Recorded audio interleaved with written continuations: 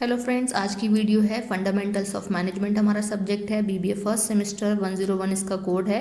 Important questions दिए हुए हैं एज यूजुअल, मैंने यूनिट वाइज दिए हैं। यूनिट फर्स्ट डिस्कस कर लेते हैं। Question first, define management, explain the nature and objectives of it. तीन चीज़ें पूछी हैं। मैनेजमेंट क्या है, देखिए ये क्वेश्चन तो पक्का आना ही है क्योंकि सब्जेक्ट ही हमारा मैनेजमेंट है ना, फंडामेंटल्स ऑफ मैनेजमेंट। तो ये क्वेरी तो की ही जाएगी आपकी ABC तीनों सेक्शंस में से एक में भी हो सकती है और दो में भी हो सकती है। सो मैनेजमेंट क्या है, उसके नेचर और उसके ऑब्जेक्टिव्स क्या हैं। Next question, discuss various 14 principles of Henri Fayol. Henri Fayol के 14 प्रिंसिपल्स क्या क्या हैं वो आपको बताने हैं।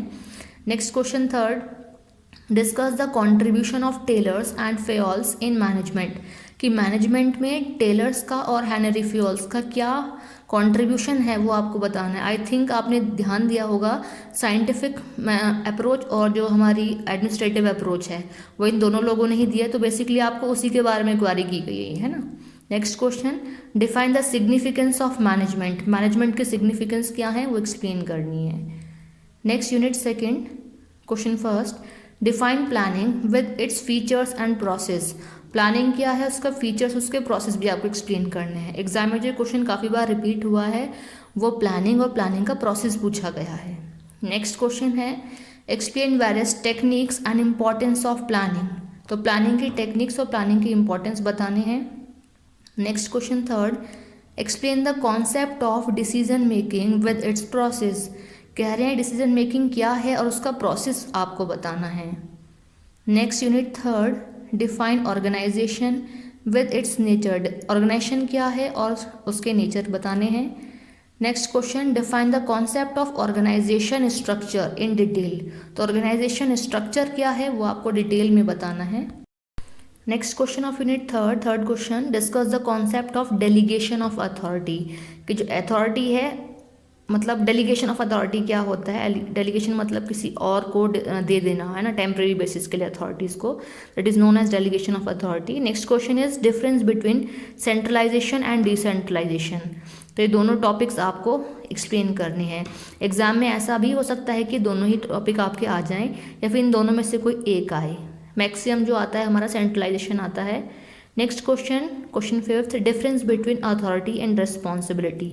अथॉरिटी और रिस्पॉन्सिबिलिटी में आपको यहाँ पे डिफरेंस बताना है। Next unit fourth, question first, define directing with its features.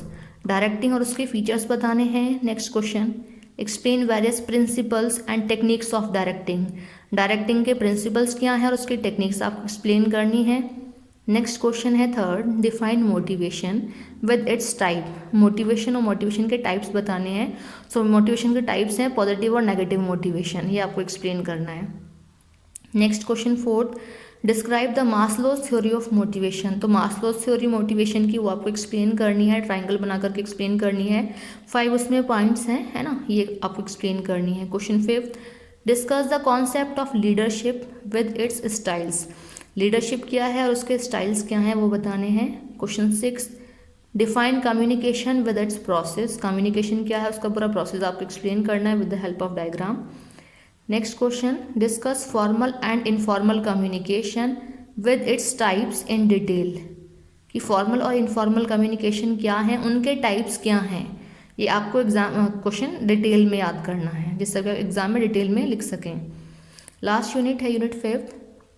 Question first, define controlling with its principles. Controlling क्या है और उसके प्रिंसिपल्स क्या हैं वो बताने हैं। Question second, explain the various techniques of controlling. Controlling की टेक्निक्स कौन सी हैं ये आपको एक्सप्लेन करनी है। And the last question of this subject is difference between planning and controlling. Planning और कंट्रोलिंग में क्या डिफरेंस है ये आपको डिफ्रेंशिएट करना है।